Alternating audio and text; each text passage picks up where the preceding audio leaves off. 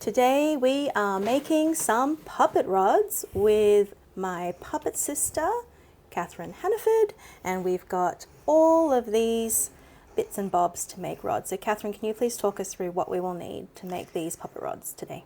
Okay, you need something to be your handle. You can use dowel, which has been cut to 4.5 inches, and the hole is 1.5 inches from the top. You can also use bamboo garden stakes. You will also need the actual rod itself. I'm using copper-clad TIG welding rod. TIG welding in Australia is copper-clad, and I got it, it's SIG-Weld brand. 2.4 millimeter mild steel. Yes. Yep. You will also need some heat shrink that is larger than your rod. So from memory, I think this is about 4 mil, and the rod's are 2.4, so plenty. I also use ordinary thread because I bind the rods to the handles as something to hold it, and then I coat it with Araldite. And you also need a really strong pair of pliers or a vise, a bench vise. But I have a magic tool that was shared with me by Tom Stewart at Creatureworks, and it bends bends rods very easily. Very excited to see how that does. Yes. And I can see you've also got some scrap cardboard and scrap wood just to apply the Araldite. And you've also got a measuring tape as well. So that is the materials we'll need.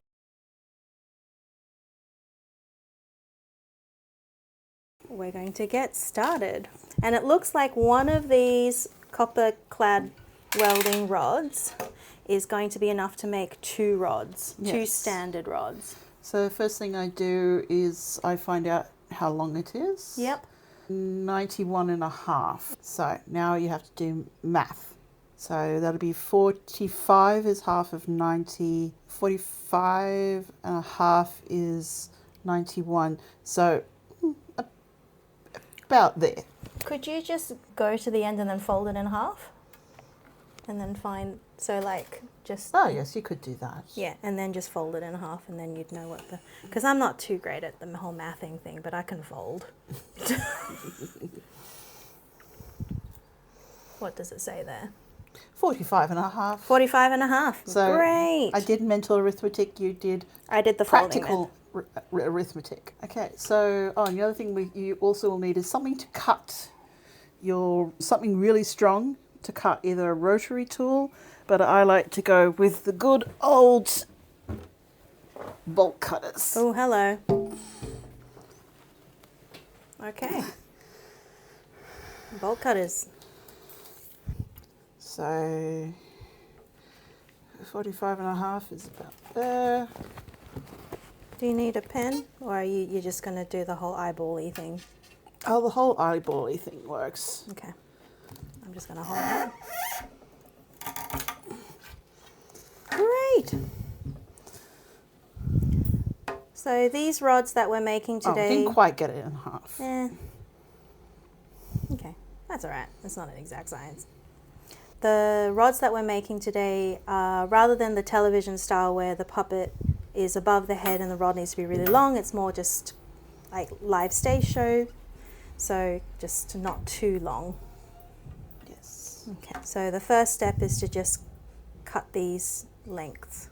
Yes, and what I'm going to do is I'm going to cut this one in the same spot, so that way I end up with a pair that are equal. You should try and get your rods equidistant, but it just means that I'll end up with 2 pairs similar lengths. A Sharpie does help.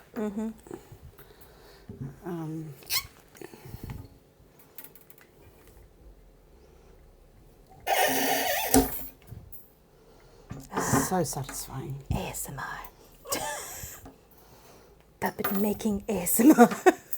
Okay, so now we've ended up with great rods. Okay, so we are going to learn how to use the magic tool. Does it have a name? Wire bending tool. Wire bending tool.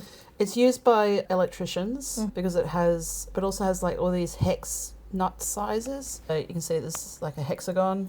Oh, yeah. It also has places where you can actually strip wire. Here, so this is really for electricians. And then a place to cut I would say not to cut really strong stuff like this, but to cut, like if you're cutting electrical wire, you could probably use this. So this is a very much an all-in-one tool, but the bit we want are these magic prongs. So step one, open it out all the way, and I'm going to make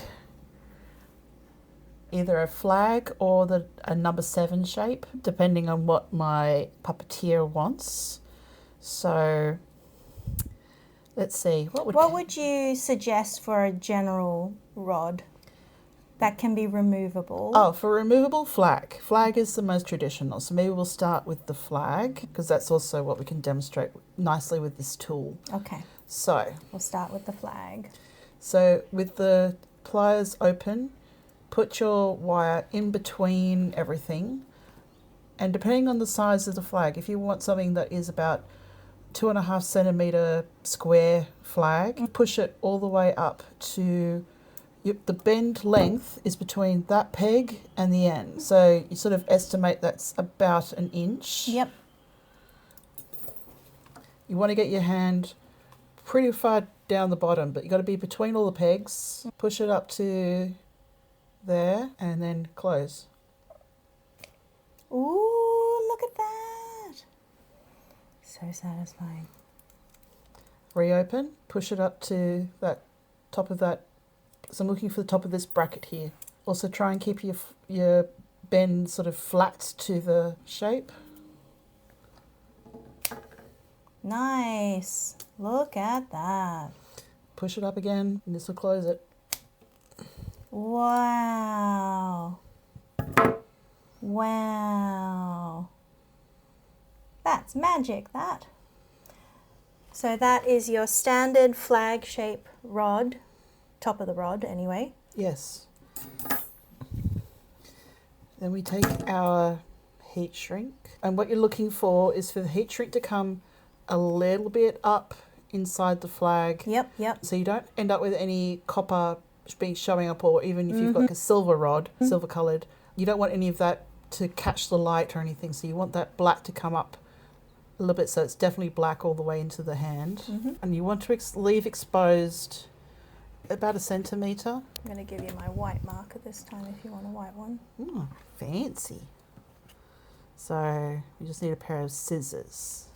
I've got a pair of scissors. Kay's being like a hospital nurse. Yes. Scalpel. Scissors. Okay. So you push this on. This is just electrical heat shrink. That you got from, is it J-Car? You can get it from places like J-Car. Or online, probably. Nings. I got this online, hundreds of meters. But you're looking for a heat shrink where you, at best, you don't have any printing on it, or the printing's very, very faint, because you can always go over this. I believe you can use rubbing alcohol and it takes some of the printing off. Okay. Or you can, sometimes you could try acetone, but you do risk damaging the rubber. So now I'm not going to shrink this right now, but I'm going to bend the bottom here so it doesn't slide around. So I'm just going to push it out of the way. Yep. And you're seeing it's bending in the opposite same direction. You just got to, so this is why you've just got to, first you've got to get it into a position. Yeah. But then go, okay, where is it sitting? Yeah. So you got to basically, this is to make another right angled bend. Yes. But it's just a little trickier because you don't want to bend a whole lot. Okay.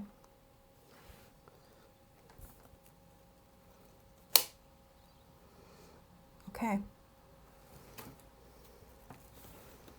Oops, there we go. And then the concept is... that thingy, yep. Boop.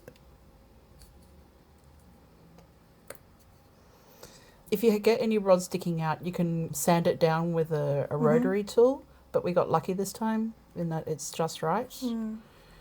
So the diameter of that hole is basically the diameter of this. Yes, so I drilled a 2.5 millimeter hole with a drill bit and my drill press, and so it's just the right size for this rod. Perfect.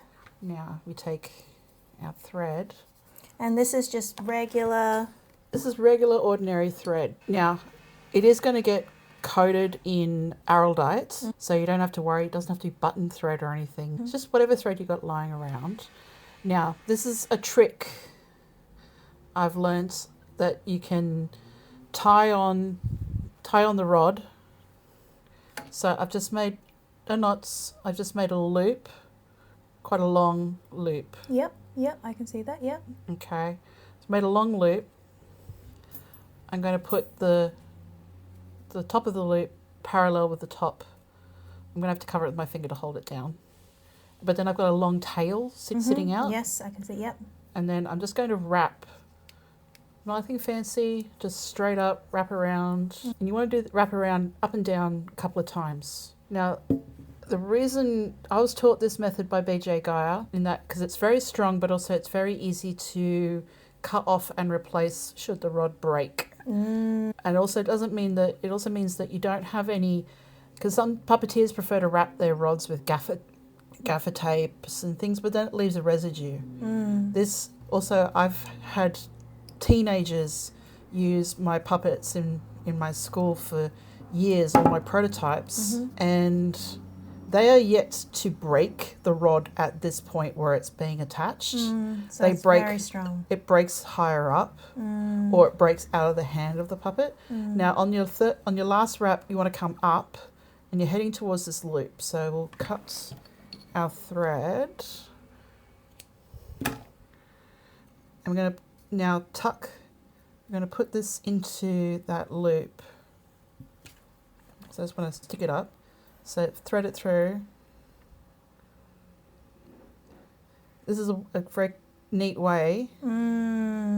Okay, and now I'm going to pull the bottom end. So I'm going to pull this loop down, but it's going to then drag the thread under all those wraps. And so now I can let go and nothing's going anywhere, and I've now got freedom to apply the Araldite. With more wraps, you could even just, if this was an emergency repair for a puppet on set, you can just hand that straight to the puppeteer.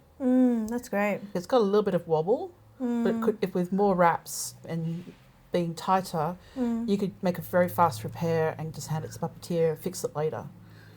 Great. But yeah, so that's a rod. So we'll make a few more, and then we'll come back when we're at the stage where we're going to Araldite them. Yes, because also we want to heat shrink these on before we cover it in Araldite. Okay. So we're also wait. We're going to be making another rod, but this one's going to have a different top. So the one we just made has this. I think you called it the flag. Yes, it looks like a flag. It looks like a flag, and this is a typical classic rod that is removable.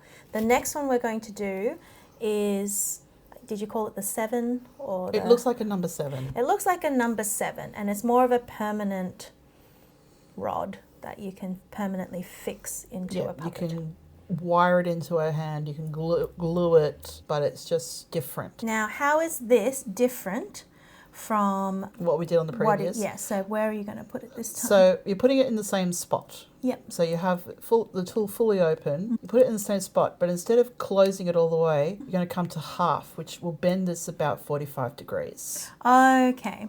For the first bend. So the placement is the same, but how far you bend it is different. Okay, so instead of squeezing it all the way, you're kind of squeezing it half the way. I get it now, for a 45-degree bend. Okay. Like that. Okay. And then up a little bit. And then... all the way. Okay, all the way. And now it looks like a number 7. Yep. So that way you can either like wrap wire and wire it into a hand, or you can glue it to a palm plate. So it would be glued like this. If this was a puppet hand, this would be coming out the wrist that way, coming out the pinky side. Oh, okay. It'll come out like that. Okay. Yeah. My puppet, it's going to be permanently fixed. Yes. So mine will probably be like this. Great. So we'll just compare the two. We've got flag style, which is detachable, and then this can also be mounted permanently and wired in. It's just traditional for a rod pocket puppet. where's a rod pocket for a flag. And do you have a preference yourself, which one you prefer when you're making puppets? I prefer the sevens. Well, that's the one I do the most traditionally because I prefer rods that are permanently mounted. But when I was taught by BJ Guy, he taught the flag. But, why use so much rod when you could just use that much? Yeah. Well, mine is going to be permanently in the hand, so I will probably go with the 7. Great. Okay, well, we'll keep making these and then we'll come back when we're ready to heat shrink and Araldite. Great. And what is your reason for using copper rather than coat hanger wire or piano wire? What's good about this stuff? It's strong. It's easy to bend. So even if it's easy to bend into the flag shape, but also if you need to bend one of these rods to how to reach around a prop, or you need to rod something else in the show, it's very easy to bend even by hand. So if you need to quickly make up a support rod for a prop or something for the puppet, or just to do like an arm in the shot, you need a longer rod. It's easier to work with, because when you start working with things like spring steel, phenomenally difficult to cut, phenomenally difficult to bend. You really got to heat the metal up. You've got to then bend it and quench it, and it's a process. Whereas if you need to make rods quickly, because the copper helps it bend. And if people can't get their hands on copper-clad welding rod or TIG welding rod, could they just use coat hanger wire? You need really, really thick, strong coat hanger wire. The really light, flimsy stuff, don't bother, because those rods bend all out of shape and they're really hard to straighten again. So I always use really thick, if I was making a practice puppet. Another thing you could find is insulation support rods. And those rods are nice and thick, good and strong, good steel. And they are also can be used for rods as well, and come in nice handy lengths. And so have you ever tried that, or is this just your preference so you don't bother? I've used the insulation rods quite often for commission builds because they're really, really strong, and they were recommended by my puppetry building teacher, Pasha Romanowski at Project Puppet. That's what he used, because they come in 24-inch lengths, which is 60 centimetres. So that gives it a bit longer than this, but you can always cut it down. Or you can have a longer rod, which is good for puppeteering on television. Okay. So, so the 24-inch, and they're made by Simpson, and they're called Strong Ties. And that's in Australia? No, I had to import it from overseas, but it is available to be shipped to Australia. But it's extremely heavy, the box, so therefore the price of shipping is very high. Okay, so maybe just sticking with this one if we can find this one. Yes. This is Australian supplier. Yes, or just ask, if you save up your dry cleaning. If you get good dry cleaning coat hangers, use them. So this is the box of Simpson Strong Tie 24-inch insulation supports that Katherine mentioned before, and the rod looks like this. It's quite nice and long. It feels a little bit heavier than the copper-clad welding rod or the TIG welding rod, and this one was imported from the United States of America, so quite expensive but very nice. And if we can find an Australian supplier, it looks very similar to coat hanger wire, except it's nice and straight-ish. So yeah, really nice and long. I do like the look of these as well. So I thought I'll just show you what that looks like. So to hold your insulation batting into the roof. So you put the that pink or yellow stuff in between your ceiling battens. And then you use these wires to sort of almost pin them in place. Oh yeah, I can see. And I should just also draw a picture of a puppet rod so people can see another alternative way to use these. Ideal for confined crawl spaces, also puppetry. Holds insulation securely in place. Holds puppet hands in place. Sharp ends dig into wood for permanent installation. Sharp ends? Oh yeah. Yeah, it's slightly... Oh, I'm going to have to do that beauty shot thing. Is it? No. Focus. There we go. Okay, so it does have a sharp end on either end. So that's actually to dig into the wood. But anyway, So this is what you use a lot for commissions. Yeah. Yeah. Nice. Right, we are now ready for heat shrinking. So we're going to heat shrink the rods. Yes, so we're going to use a craft heat tool, or you can use a heat gun. Hairdryer takes longer. Start at one end so that the air escaping can get out the other end. Ah. Otherwise you end up creating a bubble. And keep turning always. Also remember that this is copper, so it conducts heat. So it does get quite warm. It can get quite warm or very, very hot. This is why I'm working away from my hand, but my hand is starting to feel the metal heat up. So maybe you can also wear like a protective glove or something. You could, or you can also hold the other end, which is cooler. But the heat shrink is shrinking, and we do heat shrink instead of paint because paint rubs off. Scratches off, yeah. Scratches off, and so it's more difficult to repair, especially in a hurry. Yeah.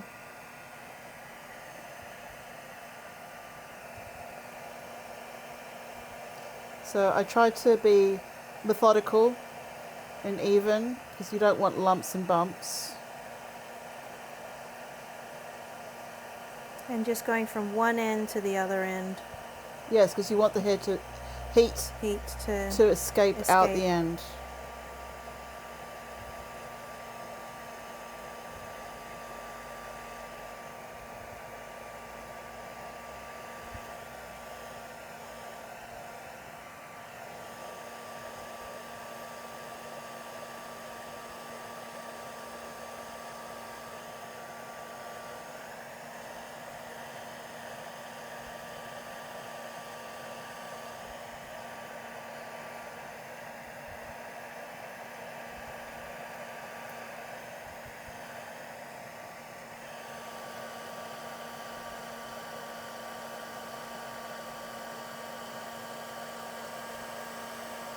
Ow.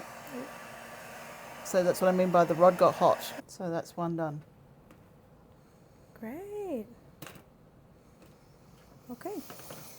Okay, so we have actually come to the point where the rods have been araldited. So you can see Katherine mixed up this araldite. It comes in two parts, and then you have to mix it together, and you have a limited amount of time to then spread it on whatever you need to spread it on.